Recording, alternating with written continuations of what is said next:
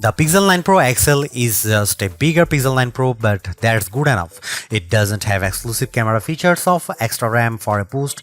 It's just got a bigger display and bigger battery. That means the Pixel 9 Pro is an even better pick this year, but it also means that you can choose your Pixel based on the size you like, not the features you need. If you feel like new Pixel phones arrived sooner this year, you are right. Google's August Pixel hardware event gave us not a duo but a quartet of new phones, starting at one end with the new baseline Pixel 9 and freshly topped with the Pixel 9 Pro Fold. Into larger phones, then the XL nomenclature should tip you off as to where you might want to spend your money. This is the direct successor to last year's 6.7-inch Pixel 8 Pro. It's the biggest Pixel yet, and it sports a new design that marks a relatively significant shift in the series aesthetic. The camera bar introduced with the Pixel 6 series is gone, and instead we have the camera peel. The fit and finish have unquestionably been elevated, with the phone's polished frame adopting a much flatter form that's decidedly iPhone-like in its execution. And Google says new construction methods or material choices make it twice as durable as its predecessor. In reality, the Pixel 9 Pro XL feels great, with the best build quality I have seen from Google to date. Not to mention, it looks superb thanks to an updated Super Actuate display that boosts higher peak brightness than anything Apple or Samsung has to offer. The move to an ultrasonic fingerprint sensor is welcome too, delivering on Google's promised speed improvement. The same 7-year commitment to OS and security updates helps the Pixel 9 series stand apart from rivals from Apple and Motorola. The phone's earlier than usual arrival in the calendar year means that this is the first generation of Pixel in a long time that doesn't debut with a new build of Android. It will benefit from the same future releases of Android as the Pixel 8 line and likely no more. Beyond the usual fare of a clean Pixel experience, AI is all Google is talking about, with an updated Gemini Nano model that is multimodal and 3 times more capable running on device. You'll find AI-generated features throughout the user experience.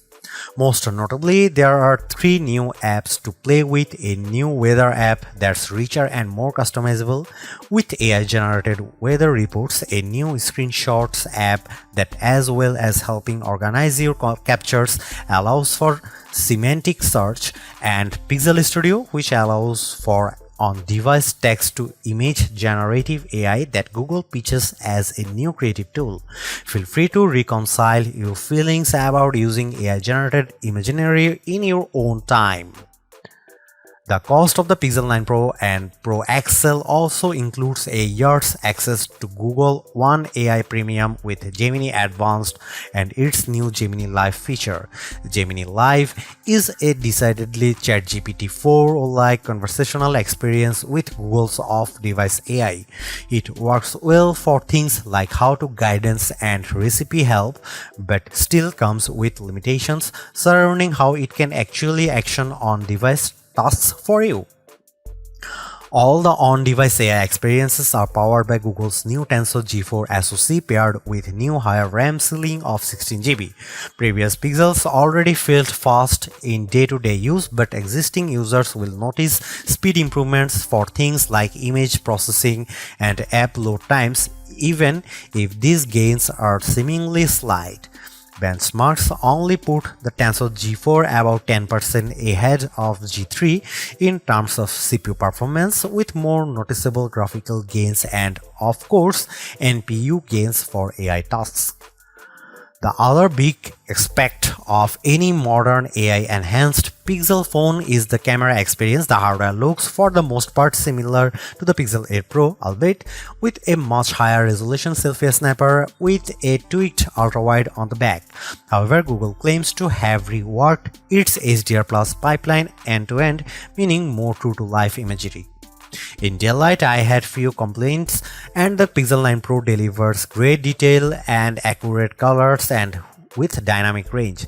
Night sight ensures low light shooting is almost always rescued from unusable to usable, even if it can still be a little heavy-handed in its post-processing.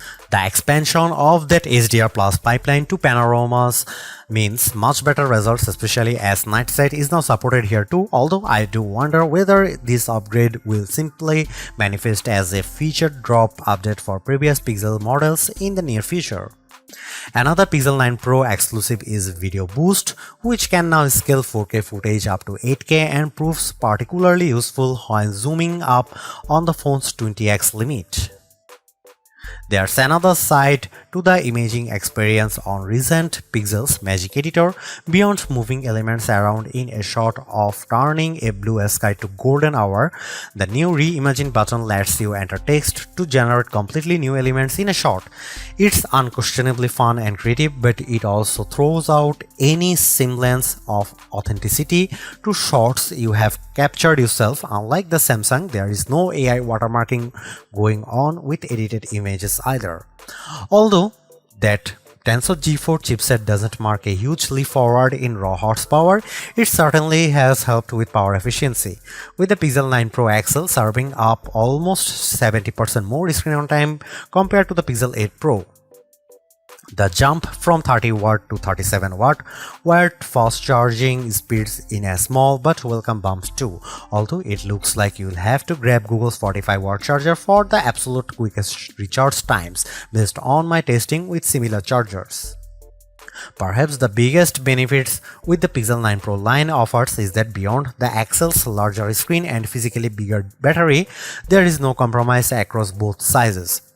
If you are happy with the premium, the Pixel 9 Pro XL is the most unapologetic, bombastic Pixel experience you can have right now outside of foldable land. Even if the jump from the Pixel 8 Pro isn't as significant as I would have liked, and it feels like this is more a means for Google to cultivate new Gemini Advanced subscribers, I can't help but appreciate the Pixel 9 Pro XL for being greater than the sum of its parts. It may only be just enough of an upgrade, but it is enough. Should you buy the Google Pixel 9 Pro XL?